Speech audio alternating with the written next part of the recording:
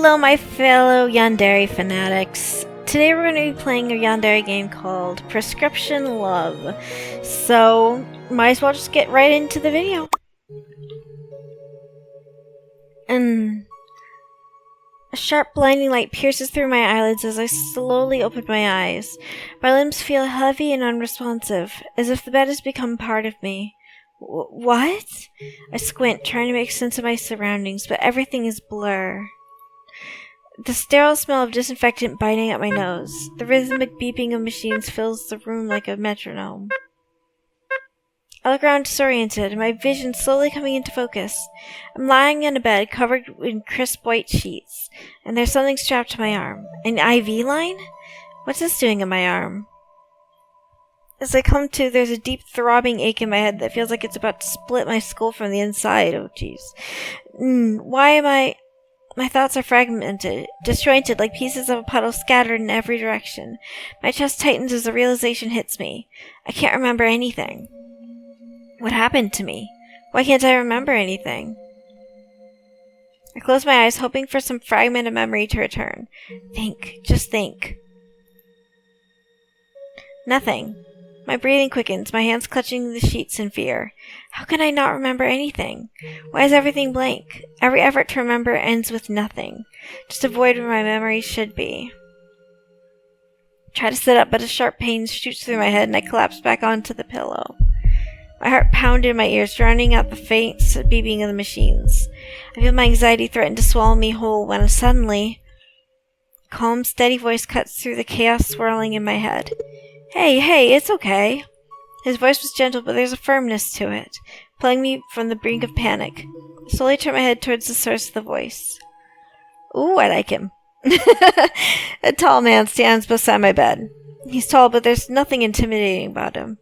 His hair looks a little messy, like he's been here for a while. Take a deep breath. Has he been here the entire time? Do you know where you are? I shake my head slowly, feeling tears prick at the corners of my eyes. Everything felt unfamiliar, terrifying. The walls were too bright, too sterile. Hey, it's all right. You're in a hospital. Nothing bad is going to happen to you here. I don't believe you. I don't believe you. Especially not with me around. The most important thing right now is that you're awake and talking. I take a deep breath, feeling the tightness in my chest start to loosen.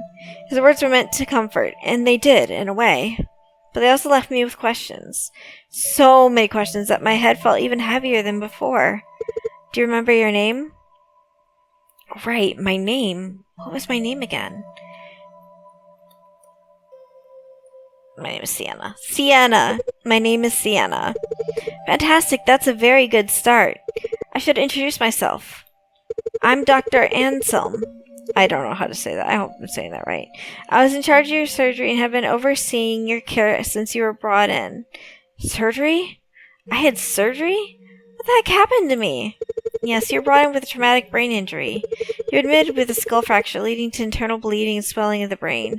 Emergency surgery was crucial to relieve the pressure on your brain. I stared at him, unable to fully process the magnitude of what he was saying. Brain surgery? I had brain surgery? Stomach twists at the thought. It was a very delicate procedure, but you came through it well. Since then, I've been monitoring you closely, waiting for you to wake up. You've been unconscious for a little over 2 days. The idea that I've been under his care all this time, that he's been watching over me while I was unconscious, is both strange and oddly comforting. I know this is a lot to take in, but I promise you're in good hands. I could see it in the way he spoke, the careful way he monitored my reactions, as if he was measuring every word to avoid overwhelming me. With the initial shock of my situation beginning to settle, a pressing question rises to the forefront of my mind. Do you know what happened to me? Did someone do this to me? For the first time, I saw a flicker of uncertainty in his expression. I am afraid I don't have the answers. That you're found unconscious and brought in by paramedics. From what I can tell, the significant impact suggests a forceful blow. Oh, sorry. Or perhaps a fall. Unfortunately, I don't have any more details beyond that. There were no witnesses. The people who found you didn't see what happened. They found you laying unconscious on the floor and called for help. Chill runs down my spine as the words sink in. No witnesses? The blank spaces in my memory suddenly feel much larger and darker. This must be a sick joke. So, no one knows how I ended up like this? I wish I had more information for you. Sometimes with injuries like this, the memory can be slow to return. Or it may never come back at all. What's important is that we focus on your recovery. I swallow hard, the knot in my throat tightening. The idea that no one knows what happened. That even I don't know what happened. Will I ever get justice? Something deep inside of me boils. Frustration, anger, fear. But then I look at Dr. Anselm. There's genuine concern and kindness in his eyes, and I simply felt safe. He's been here since the beginning, watching over me, guiding my care. Even though he doesn't have all the answers, he's still here, ready to help me. Thank you. For everything. I don't know how to even begin to thank you.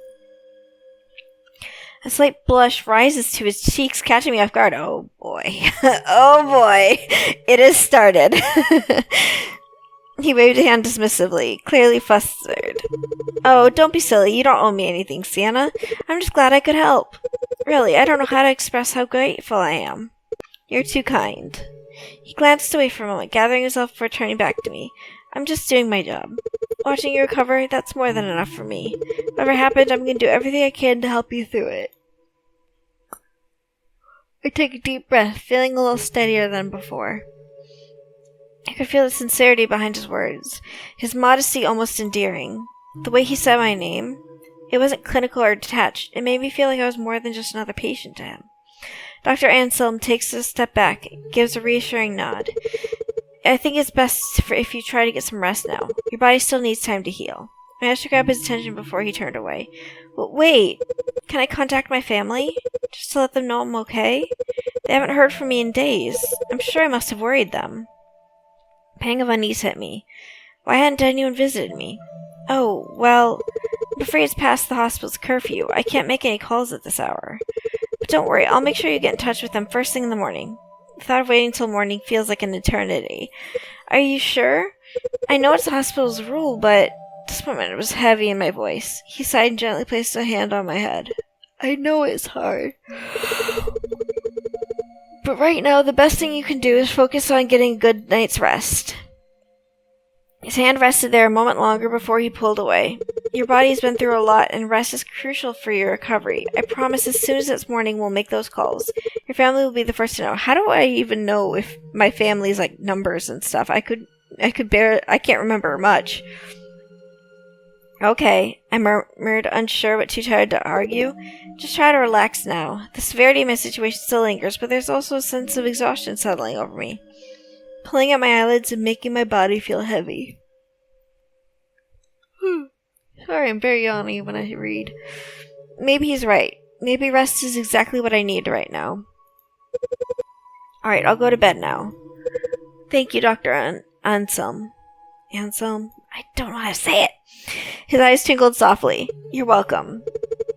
If you need anything, don't hesitate to press the call button. Rest well. We'll talk more in the morning. With that, he turns and quietly leaves the room, closing the door softly behind him. I'm left alone with my thoughts and the steady beeping of the heart monitor beside me. The room feels quiet and still, but there's a sense of safety in knowing that help is just a button pressed away. I'm very yawny. I'm not sure why. I'm sorry. I close my eyes, trying to focus on my breathing, letting the sounds of the hospital fade into the background. The weight of the day presses down on me, and slowly, as I drift off, I hold on to the hope that tomorrow will bring more answers, and finally, the sound of a familiar voice.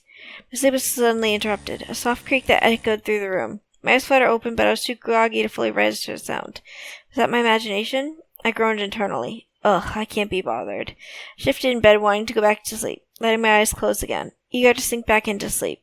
Then I heard it again, a slow, deliberate creak, like someone was gently pushing the door. Still half asleep, I tried to ignore it. I told myself it was nothing. Maybe the nurses were checking in? I reasoned, forcing myself to relax. Squeezed my eyes shut and tried to force myself back to sleep. But that sense of unease started to creep in. I couldn't shake the feeling that I wasn't alone. Something didn't feel right. With a groggy sigh, I forced my eyes open again and glanced at the door. That's when I saw them. pair of eyes. They were peering at me through the gap in the door. The eyes almost blending into the shadowy gap, but there was no mistaking them. They were watching me. Ugh. Let's call out. Hello? No response. They continued to stare, unblinking. Oh, creepy. As if they were studying me, waiting for something. Squint, trying to focus on the narrow gap of the door. Can't make sense of what was happening. Was someone actually watching me? Am I imagining things? Oh gosh, I see the eyes now and the smile. Oh my gosh. Nope. Then, in a moment of clarity, I remember the call button beside my bed. Oh my gosh, that's so creepy. It was right there within reach, my lifeline to help. I fumbled for it with trembling hands, my fingers finally finding the button. The instant I pressed it, the eyes vanished. Oh, thank goodness. One moment they were there, and the next they were gone as if they never existed. I quickly sat up in bed, staring at the door. The gap was now empty. I listened carefully, and then I heard it. The soft sound of footsteps, light and hurried, moving away down the hall. My pulse quickened, my mind reeling from what had just happened. Oh, sure. I didn't mean to do that. How do I go back? Help! Okay, I click escape. Within seconds, Dr. Anselm enters the room. I came as fast as I could. His eyes immediately swept the room, searching for some unseen threat. I could see concern in his expression as he turned to me. Is everything alright? He pressed the call button. Did something happen? I saw eyes staring at me, and they vanished the moment I pressed the button. Watched his eyes scan the room. He walked over to the door, glanced in the hallway before turning back to me. There doesn't seem to be anyone. You know, sometimes when we're exhausted, we see things that aren't really there. Oh, do not gaslight me! Do not gaslight me! It's not unusual, especially when under a lot of stress. I shook my head. No, I'm sure of what I saw. They were right there. I even heard footsteps leaving after I pressed the button. Don't worry, I'll have someone check the security cameras to see if anyone was in the hall. For now, try to get some rest. I promise nothing bad is going to happen to you. He gave me a reassuring smile before leaving, but I could see the uncertainty in his eyes. As the door closed, I lay back down. I glanced at the door, half expecting to see those eyes again. I knew I wouldn't be able to sleep now, not after what I saw. For I knew it, morning had arrived. I fell asleep somehow, despite the restless unease for the night before. I still feel exhausted. A soft glow of sunlight filtered into the room. As I blinked against the brightness, I realized that Dr. Anselm was sitting beside me. Good morning, Sienna. How are you feeling? I'm okay. Even as I said it, a deep weariness tugged at me. But I didn't want to worry him. He always seemed so concerned, so invested in my recovery. Last thing I wanted was to add to his burden. About last night. Security couldn't find anything from last night's recording. His words hung in the air. What? Those eyes. Had it really been all in my head? No, it's him! It's him, I'm telling you! Just a figment of imagination? But I do hope you managed to get some sleep. I hesitated, unsure of how to respond. I'm going to insist. My breath hitched and anger flared in my chest. Are you serious? Oh no, you look so scared. Oh, I snapped, my voice louder, harsher than I meant. I could feel the frustration boiling over, too intense to hold back. There was someone there, Dr. Anselm. I wasn't imagining it. I could feel them watching me. And you're telling me there's no proof? How am I supposed to sleep knowing that creep is still in this building? Dr. Anselm looked sad because we just called him a creep.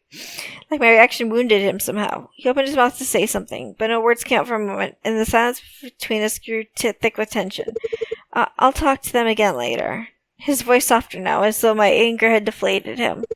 Promise, I'll dig deeper into this. I don't want you feeling unsafe. He paused, a quiet sadness in his eyes that I couldn't fully understand. You're right. I'll make sure they take a closer look. Trying to focus on something else, I reminded him. About the call you promised last night? To my family? Of course, I remember. I promised, and I always keep my promises. He reached into his pocket and pulled out a hospital phone, handing it over to you. Here you go, let's get that call made. I eagerly take the phone. I dial the familiar numbers and press the phone to my ear. Phone rings once, then twice, and keeps ringing. I wait, holding my breath, but no one answers. What did you do to the phone, man? Just the persistent sound of the ringtone, and then, finally... Hello, no one is available to take your call. Please leave a message after the tone. The voicemail. Seriously? I feel a sinking feeling in my gut as the call goes to the answering machine. I lower the phone. I can't hide the disappointment on my face. I don't even try to mask it. No one answered. Dr. Anselm places a comforting hand on my shoulder, grounding me in the present. His touch was warm, comforting. I looked up and his expression mirrored the sadness I felt. I'm sorry. I know how much you wanted to speak with them. Maybe they're busy is all. Don't worry. Sighed, trying to push down the disappointment. Yeah, you're right. I tried to sound convincing, but the emptiness lingered. Dr. Anselm gently took the phone from me, his fingers brushing against mine. I know it's not the news you were hoping for, but I have something that might cheer you up. Before I could respond, he stood up, the shift in energy catching me off guard. Then he steps out of the room for a moment. Something for me? Whatever he had planned, I hoped it would take my mind off everything, even if just for a little while. He returns, carrying a tray with a delicious aroma wafting through the air. Ta-da! The music changed. When it sets it down in front of you, I look down at the plate, eggs and bacon arranged into a smiley face. My eyes wide in surprise, a small smile tugging at my lips. I can't help but smile back at it. Aw, this is adorable. It's like my breakfast is cheering me on. Dr. Anselm chuckles, looking quite pleased with himself. Eggs and bacon are good for the soul. I hate bacon. I know that's weird. I know I'm a monster, but I hate bacon. But the smiley face? That's for the spirit. Dr. Anselm watches me closely as I picked up my fork. His eyes gleaming with quiet anticipation. As I lifted the fork to my mouth, I noticed a small golden sauce pulling at the bottom of the pan and hidden beneath the food. Feeling intrigued, I scoop up a bit of it with the next bite. The moment it hits my tongue, the flavor deepens. Rich, creamy Hollandaise sauce with a hint of tang that perfectly balances the savory bacon and eggs. The sauce elevates the meal in a way I hadn't expected. Why did the room change colors? This is amazing. I'm almost out of disbelief at how delicious a simple meal is. Think that smiley face is working its magic? Definitely. But the taste? That's what's really winning me over. The Hollandaise sauce adds a small, smooth, almost buttery richness. I don't know what Hollandaise... I don't know how to pronounce it either. I've never had that. There's big in Dr. Anselm's face. He's clearly pleased with my reaction. I thought the sauce might be a nice surprise. As a little something extra to bring it all together. You weren't kidding. Take another bite, savoring the way the creamy sauce cuts through the richness of the bacon. You could serve this at a restaurant. I've never had breakfast like this in a hospital before. Well, just wanted to make sure your first meal felt special. I paused, looked down at my plate again, and then back at him. Wait, did you make this? Mm-hmm. Why did he make this? Like, why not the hospital chefs? Like, why is the doctor making the food for the patients? That's a little sus. He nods, looking a little embarrassed. A soft blush creeps onto his cheeks as he looks down at the floor for a moment before meeting your eyes. Yes, I did. I know hospital food isn't exactly known for being, well, gourmet. I didn't want your first meal to just be survival food. I smile at his clear embarrassment, noticing the way he fidgets slightly, like he's not used to this kind of attention. Well, you really outdid yourself. Thank you, Dr. Anselm. I really appreciate how much you do to make me feel comfortable despite everything. It's like you always know how to make things better. I watched him flush at the compliment. This time he seemed almost bashfully proud, a mix of shyness and happiness sparkling in his eyes. Well, I'm really glad to hear that. I'll always make sure you're as comfortable as possible while you're here. Hearing that's helping, that makes a difference, it means a lot to me. So really, thank you for saying that. His genuine happiness really shone through. It was clear that my compliment had brightened his day in a way that went beyond mere politeness. As I'm about to finish the last bite of breakfast, my eyes drift to the cup of coffee sitting quietly on the tray. I just accidentally turned on my lamp and I don't know how I just did that. I hadn't noticed it the whole time I was enjoying my breakfast. Black, steaming, and inviting. It's one of those lamps that just turns on by touch. It doesn't have a switch. So I just fixed it. Okay, we're good. Reach for the cup, taking a tentative sip. I instantly paused. It's rich, smooth, just the right hint of bitterness. It's not just good, it tastes exactly like the coffee I make. Not close, not similar, exactly. Wait, this tastes exactly like the coffee I make every morning. How is that even possible? I know. Oh, that face! Oh no! Oh no! His voice barely above a whisper, so quiet that I almost wonder if I imagined it. Oh god. gosh. He said that his usual calm demeanor in place, but there's something different in the way he watches me. What was that? The words slipping out before I could stop them. He just smiles, a warm, casual smile, like nothing is out of the ordinary. Oh, really? I narrow my eyes, still processing the shock. No one ever gets it right the first time. Not the exact strength or balance of flavors. I take another slow slip, almost searching for a flaw, but there isn't one. This is spot on. Maybe I'm just good at reading people. His tone light, like he's just making conversation. His words send a shiver down my spine. I can't quite pinpoint why. Either that or you've got some kind of sixth sense. Or he's a stalker. It's kind of uncanny. I shook my head, trying to clear my thoughts. Am I overthinking this? I mean, it is just coffee. There's no need to make a big deal out of it. He's made me breakfast, not to mention been nothing but kind to me. Why am I doubting him? It's just a harmless coincidence. It has to be. It's not. It's not.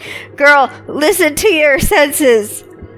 These chuckles will sound light and breezy. Let's call it a lucky guess. You just strike me as someone who enjoys strong coffee, but I'm glad I could make something right for you. His words are genuine. I suddenly feel guilty for letting my mind wander like that. He's been so considerate. Maybe I'm reading too much into things. I take another sip of coffee, feeling the warmth spread through me. There's no way he meant anything strange by it, I think to myself, relaxing a bit. He's just trying to make my stay a little more bearable, going above and beyond because he cares. I shouldn't doubt him. He's done nothing but try to help. As I set the cup down, I glance back at Dr. Anselm, who's watching with the same gentle smile. The warmth of the coffee lingers on my tongue, and then suddenly thoughts fade into the background. Thanks, Dr. Anselm. It does make a difference. You're very welcome, Sienna. As he glances at his watch, his expression shifts ever so slightly. Should probably get some rest now, he says as though he's reminding me of something important. You've had a long morning. It's important you don't overexert yourself. I'm fine. Dr. Anselm smiles, but there's a firmness in his gaze that makes it clear he's not going to entertain any arguments. I know you're strong. But you still need time to heal. Pushing yourself won't help. Steps closer, his hand lightly brushing the edge of the blanket as he adjusted over my legs. There's a tenderness in the gesture, something careful and deliberate. You need to take it easy. An unexpected wave of fatigue hits me, leaving me more tired than I anticipated. Did he drug my coffee? Whoa, am I experiencing the effects of a food coma? Yeah, he drugged our coffee. I sigh, feeling the pull of drowsiness become harder to resist. As if sensing my thoughts, he offers me a reassuring fast smile. I'll be back to check in on you later. Alright,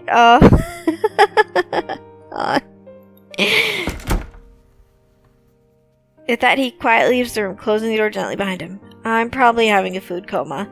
Dr. Anselm did say I need lots of rest. We are so oblivious. I closed my eyes and nuzzled my face against the pillows. Time slips by. I'm finally awake from my peaceful nap. I rub my eyes, trying to shake off the drowsiness. Something catches my attention. The door to my room is slightly ajar. Oh no. Why is the door left open like that? Oh no. Was it... No, I'm sure Dr. Anselm closed the door before he left. Was somebody watching me sleep? The sight of the partially open door leaves me feeling on edge. I feel vulnerable, exposed. Set apart, thudding my chest, trying to rationalize the situation. Maybe it's nothing. Maybe... Suddenly the door creeps open wider. A figure steps into the room. It's Dr. Anselm. Knock knock. Smiling warmly, holding a clipboard in one hand and a small tray with medication in the other. I'm here for your checkup and medication. He notices the fear etched on my face. You look terrified. What's wrong? If my heart started racing, I explained quickly. I was taking a nap, and when I woke up, the door to my room was slightly open. It reminded me about what I saw last night. His face changes slightly to one of guilt. His gaze drops to the floor. Oh, I'm so sorry, Sienna. I came in here earlier to clear away the tray and utensils for your breakfast. So you're sleeping, so I tried to leave quietly to not disturb your sleep. I must not have shut the door tightly. I'm really sorry. That must have been so frightening for you. No, he was watching us sleep. Cap! I call Cap, sir. I glance over and realize he's right. The breakfast tray is gone. I hadn't even noticed my initial panic. A sense of embarrassment creeps in as I realize I may have overreacted. No, I'm sorry, Dr. Anselm. I think last night left me feeling a little paranoid is all. He shakes his head. No need to apologize. It's completely understandable to feel uneasy. I should have been more careful. Your comfort and peace of mind are very important. I'm sorry for disturbing that. Thank you, Dr. Anselm. I guess I just need some time to adjust. Of course.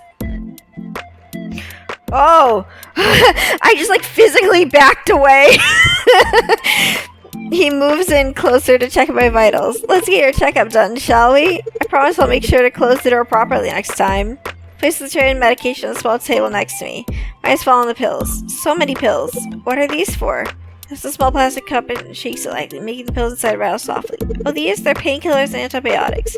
Given your injury, it's expected that you'll still experience headaches and occasional bouts of pain. The painkillers will help you recover comfortably while you're here. Pause for a moment for adding. Lean back slightly as if considering the best way to explain. Now these, he holds up a larger white and red pill with his fingers, are a bit stronger. Narcotic I don't know how to say that. Analgesic? No, I said so bad. It's a potent painkiller used for intense pain, so don't be alarmed if you find yourself feeling more sleepy than usual. It's a drug to put us asleep! He points at the antibiotic, ensuring you're following along, then continues. Since I had to perform surgery on you, there's always a risk of infection, and I wouldn't want that happening to you. These will minimize that risk, ensuring your recovery. Oops, I clicked too soon. I see. I feel more at ease with the explanation. Thank you for taking the time to explain it to me. Of course. It's important for you to understand your treatment. If you have any questions or concerns, please don't hesitate to ask. Your recovery is my top priority. Speaking of recovery, this question sits heavily on my chest. How long do you think it'll take to make a full recovery? That's a gentle sigh before responding. Well, honestly, it's hard for me to say for sure.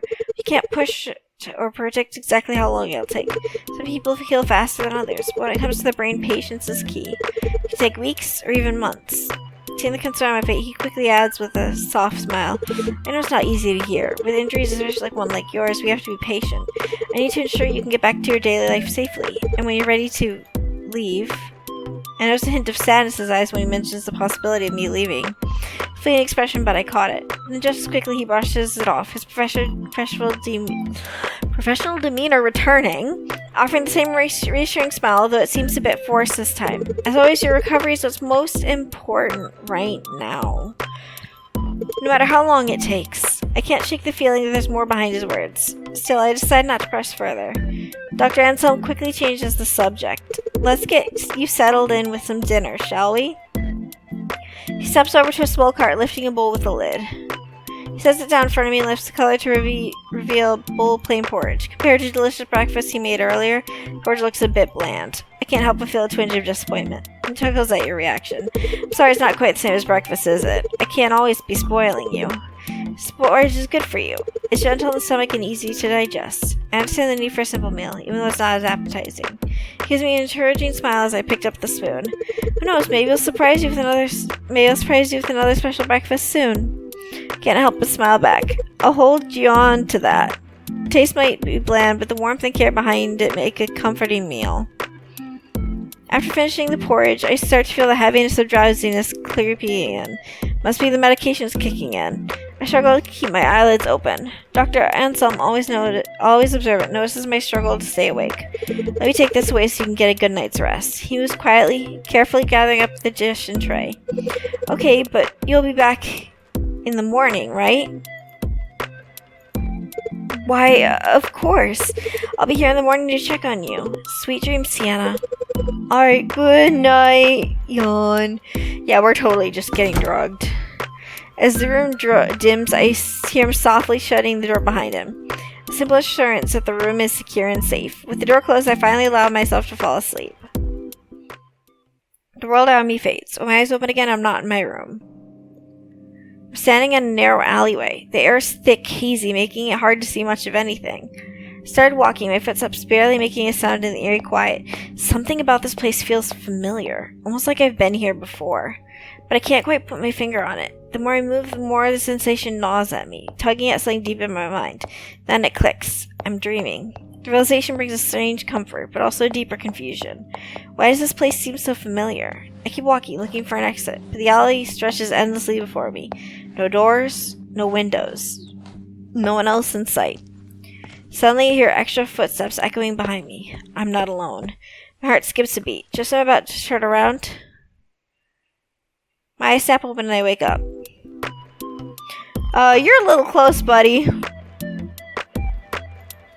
I'm immediately greeted by the sight of Dr. Anselm's face, inches away from mine. Ah! We both yelp at the same time, startled. He jumps back so fast he nearly knocks over the tray by accident. He's just like, it's blurred. His eyes are wide with shock, and he looks as flustered as I feel. Heart still pounding my chest, not just from the dream, but from having him this close to my face. From my mouth, but no words come out, feeling shy under his gaze. My words feel heavy and misplaced, as if they don't make this moment more awkward. So sorry, he stammers, quickly standing upright. I didn't mean to scare you. I watched his hands fidget nervously. I was just checking your vitals, and you look so peaceful, and, It's okay, I mumble, cheeks warm. Suddenly I'm unable to look directly at him. The room feels suddenly too small. There's a moment, I'm assuming, of silence before he quickly recovers. So, how was your sleep? It was weird, actually. I had this dream about an alleyway. Something flickers across his face. Slight shift in his expression, like he's suddenly paying extra attention. An alleyway? What happened? I shrugged, still feeling a bit off from the dream. I was just walking, and then I heard footsteps behind me, like someone was following me. But I woke up before I could turn around. He listens carefully, eyes focused on me like he's considering something. There's a moment where I think he might ask more, but he doesn't. He gives a small chuckle. Does sound like a strange dream, but dreams are usually made up of random thoughts and feelings all mixed together. I wouldn't worry too much about it. I released a breath I didn't realize I was holding. Yeah, you're right. Thanks for that, Dr. Anselm. Of course. He gestures to a small tray on the bedside table. Anyway, I brought you your breakfast. I hope you're hungry. I look over, noticing a bowl of salmon and rice, though some of it is spilled onto the tray. His eyes widen in horror as he notices the mess. Oh no, I didn't realize. I'm so sorry, I can bring you a fresh one. It won't take long. Before I can leave, I reach out. My hand gently stopping him. No, it's fine, really. I want to eat it. Looks delicious. Pick up the spoon and take a bite. Every time we eat something good, the room just turns orange. The bright taste of the salmon immediately fills my mouth and I smile at him. See, it's perfect. Saying my words muffled slightly by the food, his face softens, the guilt fading from his face. He watches me for a moment. There's something tender in his gaze that makes my chest warm. Glad you're enjoying it, even if it's not exactly how I planned. After savoring the final spoonful of breakfast, my mouth and glanced at Dr. Anselm, who was busy tidying up the tray. Hey, Dr. Anselm? Short walk or call family again? I have a feeling that the family is not going to answer. I have a feeling that either it's his phone that's just like rigged, or our family's dead. So I'm gonna do a short walk. I just need to change the scenery, stretch my legs a bit. He immediately stops what he's doing and turns to me. I'm afraid you can't do that yet. You're still not fit enough to exert yourself. I furrow my brow slightly. Not even walking? I asked, trying to push a little, thinking it wouldn't be too much effort. His stance doesn't soften. If anything, he seems more resolute, even walking. The finality in his tone makes it clear he's not budging on this.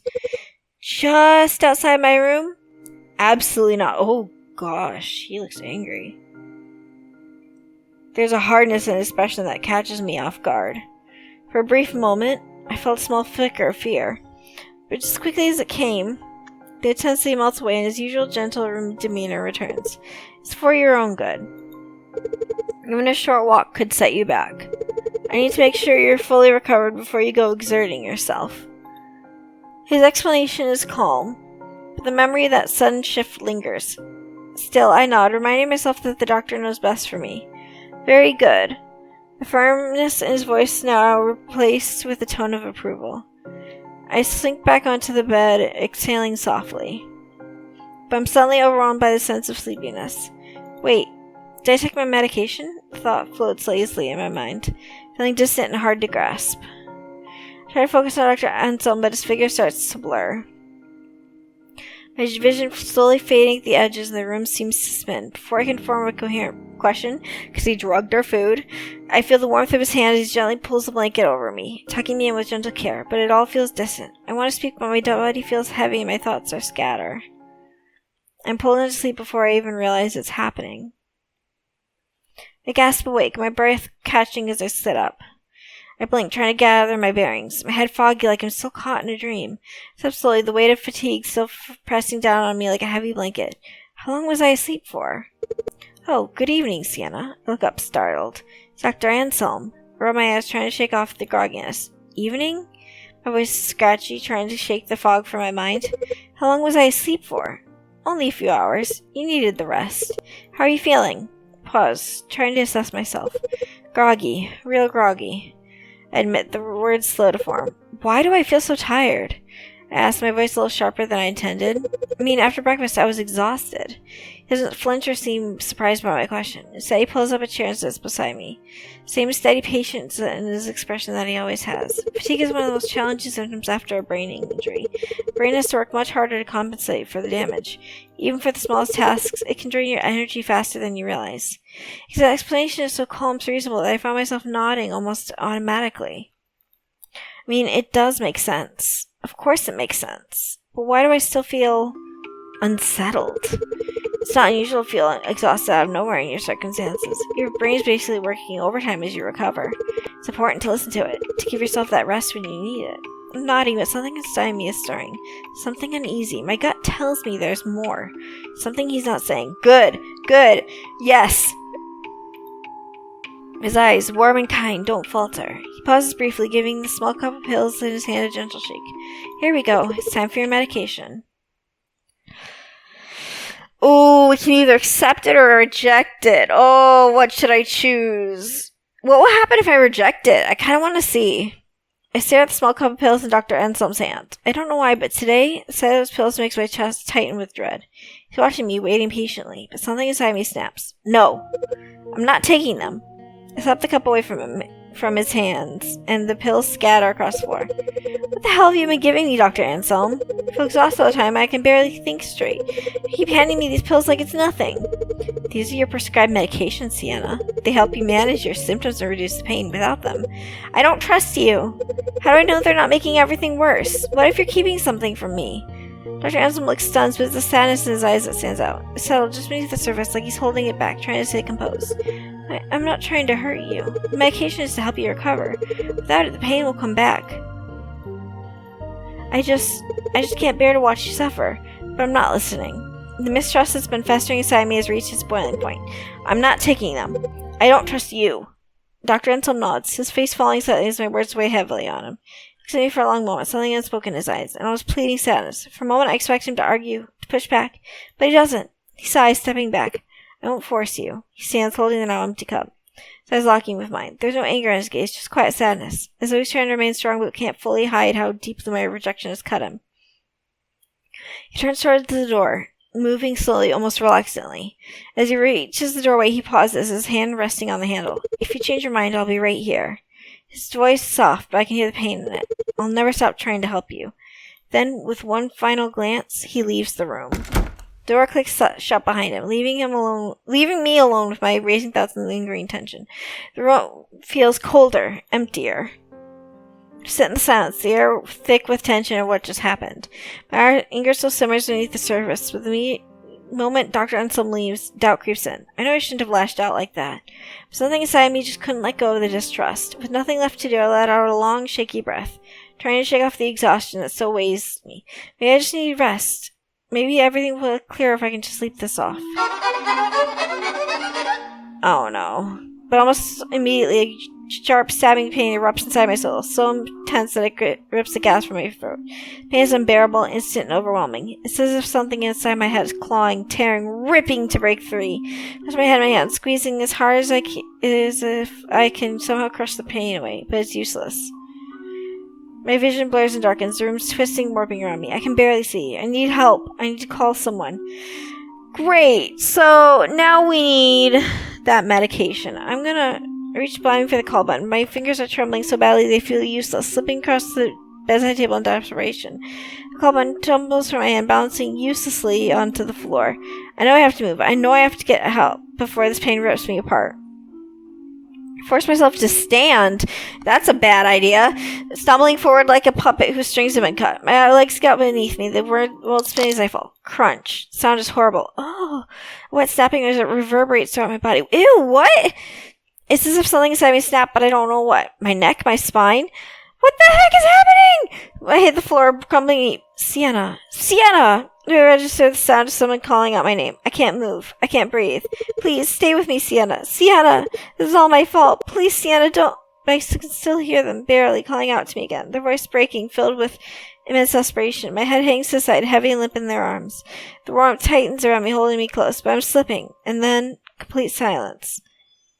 Well, I screwed up! And I forgot to save! Okay, we're gonna do this. We'll insist again.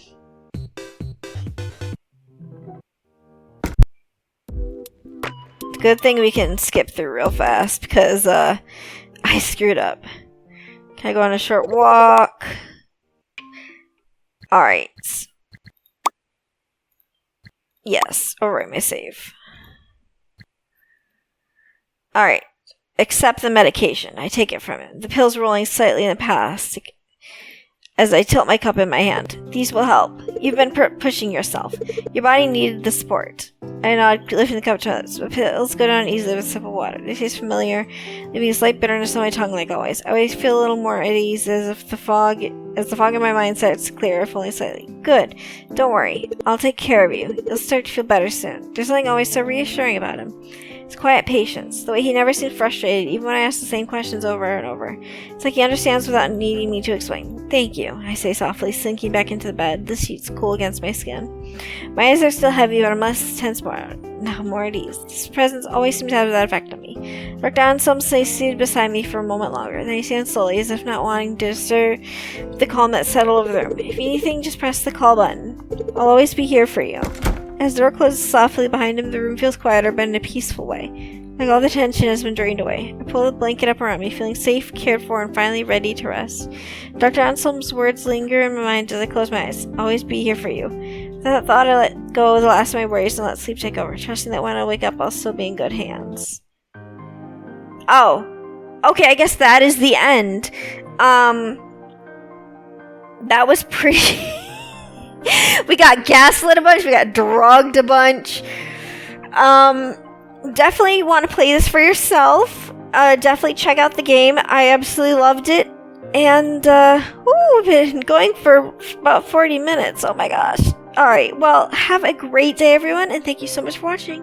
Bye-bye.